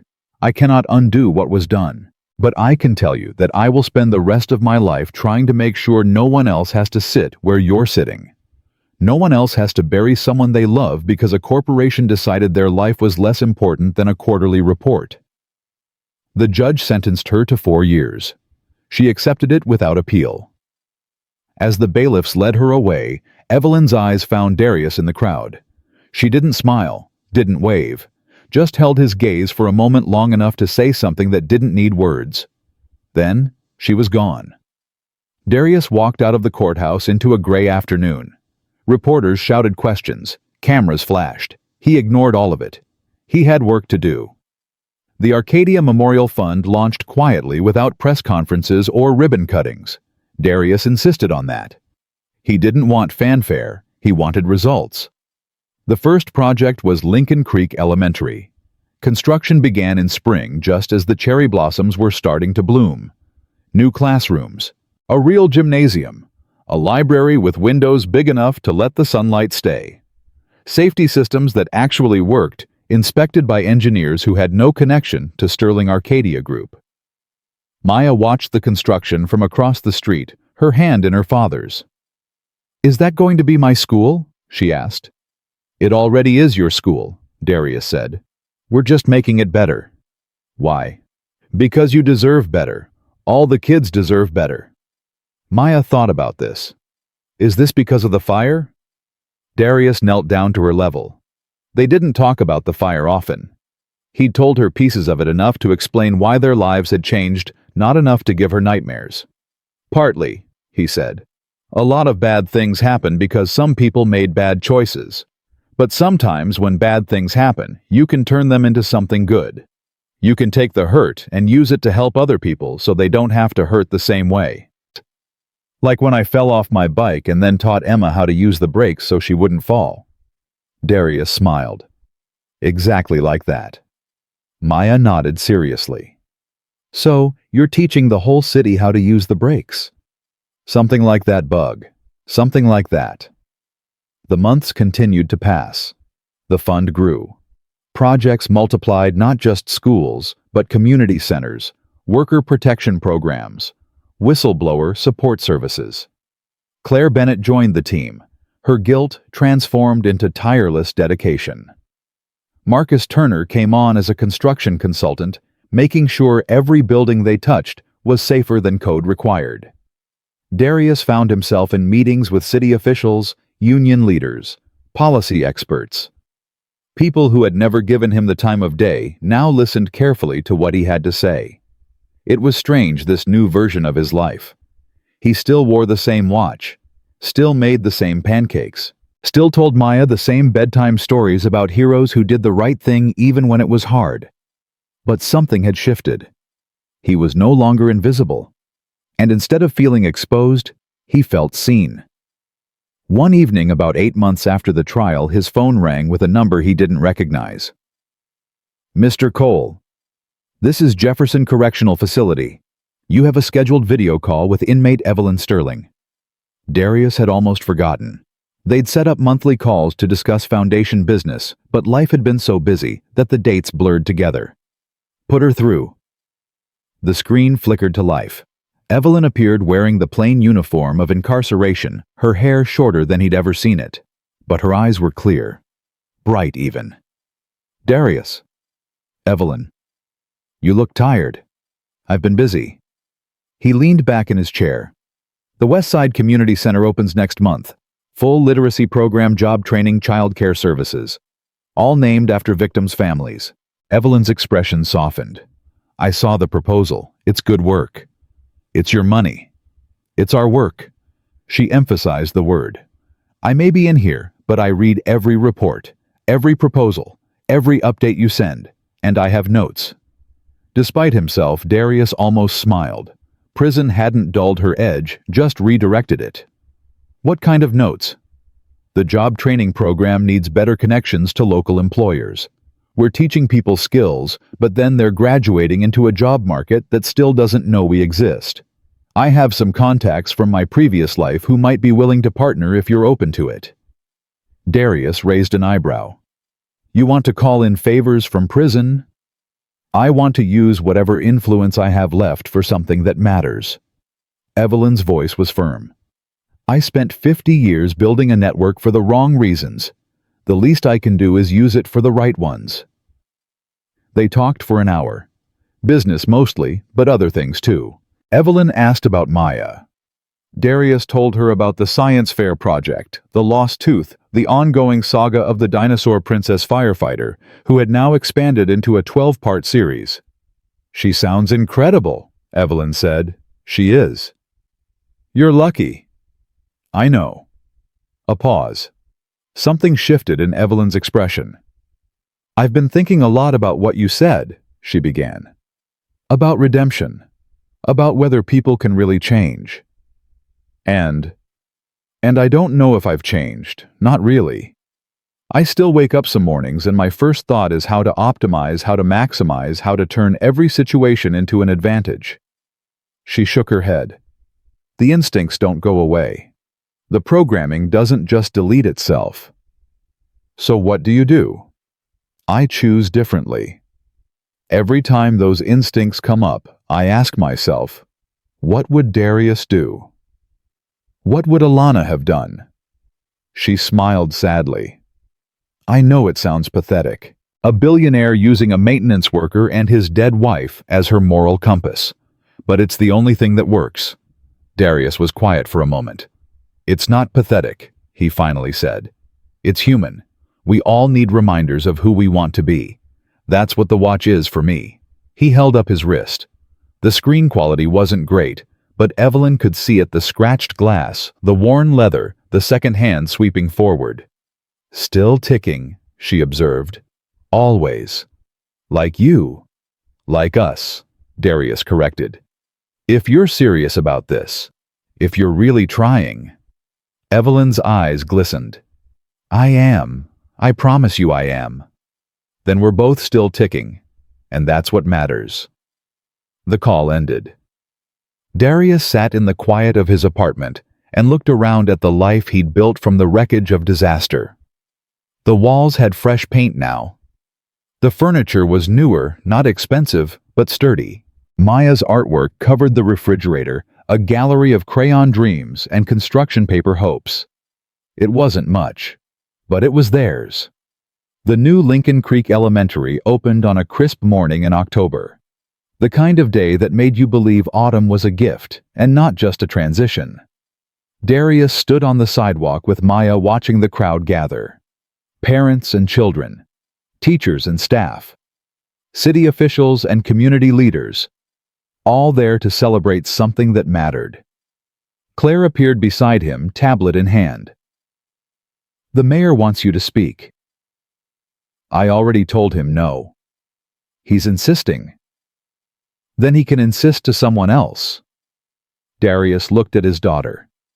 I'm not here to make speeches. I'm here to watch my kid walk through those doors. Claire sighed, but nodded. She'd learned by now that arguing with Darius Cole was mostly pointless. The ribbon cutting happened without him on stage. The mayor said something about community resilience and corporate accountability. The school board president talked about investment in the future. A local pastor offered a blessing. Then the doors opened and children began streaming inside. Maya tugged at Darius's hand. "Can I go?" "That's why we're here, Bug." But she didn't move. Instead, she looked up at him with those serious eyes, Alana's eyes, and asked the question he'd been dreading and hoping for in equal measure. "Daddy, will you be here when I come out?" The question hit him differently than it used to. Before it had been about fear, Maya's fear that he would disappear the way her mother had. But now he heard something else in it. Trust. Certainty. The question wasn't really asking if he would be there. It was confirming what she already knew. "Always," Darius said. "I will always be here when you come out." Maya smiled, squeezed his hand once, then turned and ran toward the doors, her backpack bouncing, her braids flying, her whole future waiting on the other side. Darius watched her disappear into the crowd of children, watched the doors close behind her, watched the new windows catch the morning light and throw it back toward the sky. He felt someone approach, turned to find a woman he didn't recognize, middle-aged, tired eyes clutching a photograph. "Excuse me," she said. "Are you Darius Cole?" "I am." "I'm Maria Vasquez. My husband," her voice caught. "My husband worked security at Arcadia Tower. He didn't make it out." Darius's chest tightened.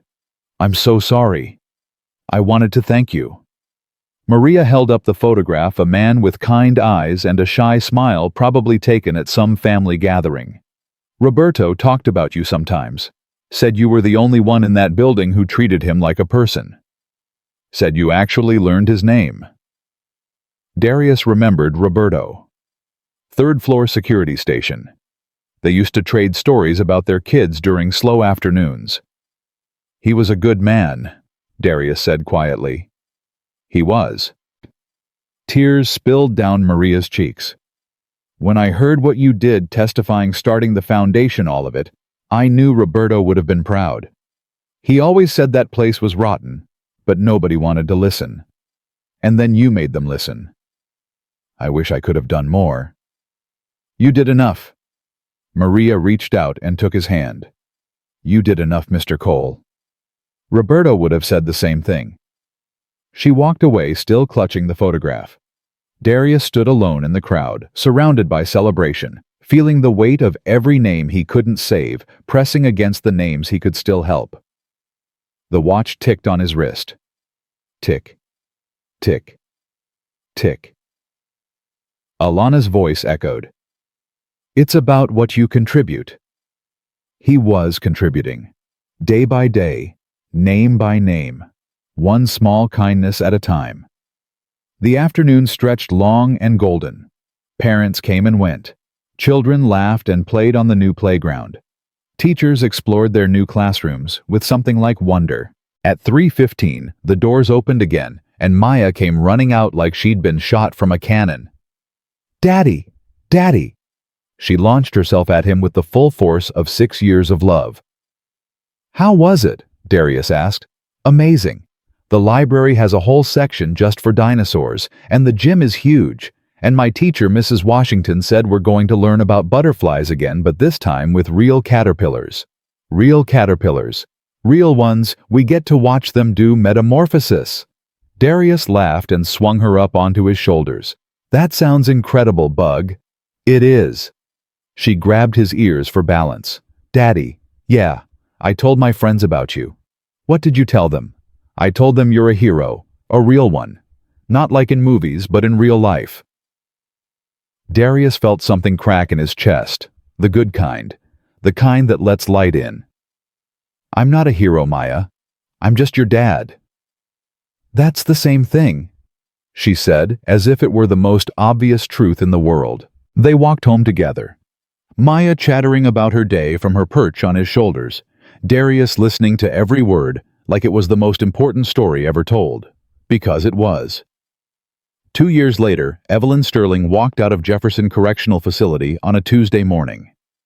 Good behavior had reduced her sentence, but she'd refused early parole twice, insisting she needed to stay until she felt she'd earned her release. Darius was waiting in the parking lot. Evelyn stopped when she saw him. She was thinner than before, grayer too. But her eyes were different, softer, more present. The eyes of someone who had spent 2 years doing nothing but thinking about who she wanted to become. "You came," she said. "I told you I would." "I didn't believe you." "I know." They stood there, two people who had found each other at the worst possible moment and somehow built something worth keeping. "What now?" Evelyn asked. "Now we get to work. The foundation is bigger than ever. We've got projects in 12 cities, and I could use a partner who actually understands how to read a balance sheet." Evelyn almost smiled. "You've been waiting 2 years to make that joke." "I've been waiting 2 years for you to be ready to hear it." They got in the car. Darius drove. "I want to meet her," Evelyn said after a long silence. "Maya? Properly. Not for press or optics. Just to meet her." Darius glanced at her. "Why?" "Because she's the reason you didn't let me die. And she's the reason I didn't waste the life you saved." Evelyn's voice was quiet. "I want to thank her. I want to tell her that her father is the best man I've ever known. She already knows that. Then I want to confirm it." Darius drove for another mile before answering. "She's 8 now. She's smart and stubborn, and she asks questions that would stump most philosophers. And she remembers everything, so whatever you say to her, she'll hold you to it for the rest of your life." "Good. I deserve to be held accountable." They arrived at Lincoln Creek Elementary just as the final bell rang. Children poured out of the building, a river of backpacks and laughter and unbounded energy. Maya emerged near the back, deep in conversation with 2 friends. When she saw her father's car, she waved and started walking over, then stopped when she noticed the passenger seat was occupied. Darius got out. "Maya, there's someone I want you to meet." Maya approached slowly, her eyes on Evelyn with the careful assessment of a child who has learned that adults are not always what they seem. Evelyn got out of the car, stood still, let herself be evaluated. "Hi," Maya said. "Hi," Evelyn replied. "You must be Maya." "I am. Who are you?" Evelyn glanced at Darius. He nodded. "I'm Evelyn. I'm someone your father helped a long time ago when I was hurt and scared and not a very good person. And I've been trying to be better ever since." Maya considered this. "Daddy helps a lot of people." "He does. Are you better now?" The question was direct in the way only children can be. No cushioning. No escape. Evelyn knelt down to Maya's level. "I don't know," she said honestly. "I'm still trying. I think being better isn't something you finish, it's something you keep doing. Every day. Even when it's hard." Maya nodded slowly. "That's what Daddy says about being brave." "Your daddy is very wise." "I know." Maya looked at Evelyn's hands. "You don't have a watch." "No, I don't." "Daddy has a watch. It was my mommy's. It never stops." Evelyn's eyes glistened. "I've heard about that watch." "It's special." Maya reached out and took Evelyn's hand, a gesture of acceptance that neither adult had expected. "You should get a watch, so you remember to keep going." Evelyn couldn't speak. She just held Maya's small hand and let the tears fall. Darius watched his daughter teach a billionaire about time and persistence and hope, and felt Alana's presence so strongly it nearly knocked him over. "Daddy," Maya said, "can Evelyn come to dinner?" Darius looked at Evelyn, this woman who had been his enemy and his burden, and was now somehow becoming his friend. "Yeah, Bug. She can come to dinner." The 3 of them walked to the car together. Maya chattering about her day, Evelyn listening with the attention of someone who had never learned how to do this, and was desperate to get it right. Darius watching them both with something that felt like peace. Dinner was simple. Spaghetti and garlic bread. Maya's favorite. They ate at the small table in Darius's apartment, surrounded by crayon artwork and construction paper dreams. Evelyn asked Maya about school. Maya told her about the butterflies and the caterpillars and the long journey of becoming something new. "Did you know butterflies remember being caterpillars?" Maya said. "Even after they change completely, they still remember." Evelyn set down her fork. "I didn't know that." "It's true. Mrs. Washington told us. The memory stays even when everything else is different." The words hung in the air. Evelyn looked at Darius. He looked back. "That's a good thing to remember," Darius said quietly. After dinner, Maya showed Evelyn her room, her books, her toys, the collection of dinosaur princess firefighter drawings that now numbered in the hundreds. "This one is you," Maya said, holding up a picture. "See? You're the queen who forgot how to be kind, but then she remembered, and now she helps everyone." Evelyn took the picture, studied it. A figure in a crown surrounded by smaller figures she was clearly protecting. "Can I keep this?" she whispered. "Sure. I have lots of them." When it was time for bed, Darius tucked Maya in, while Evelyn waited in the living room. The ritual was the same as always, story song goodnight kisses. "Daddy," Maya murmured, already half asleep. "Yeah, bug." "I like Evelyn." "You do." "She's sad, but she's trying. Like a caterpillar who doesn't know she's going to be a butterfly yet." Darius stroked her hair. "That's a beautiful way to put it." "Mommy would want us to help her. Right?" The question knocked the breath out of him. "Yeah, Maya, Mommy would want that." "Good." Maya's eyes closed. "Then we will." She was asleep within seconds. Darius sat by her bed for a long moment, watching her breathe, listening to the sound of Alana's watch ticking against his wrist. When he returned to the living room, Evelyn was standing by the window, looking out at the city lights. "She's asleep," he said. Evelyn didn't turn around. "She's extraordinary." "She's her mother's daughter." "She's her father's daughter too." Evelyn finally turned. "I meant what I said. You're the best man I've ever known, and whatever good comes from my remaining years, it's because you gave me a chance to try." Darius crossed the room, stood beside her at the window. "I didn't give you anything. You did the work. You gave me the reason to start." They stood in comfortable silence, watching the city sparkle below. "What happens now?" Evelyn asked. "Now we keep building.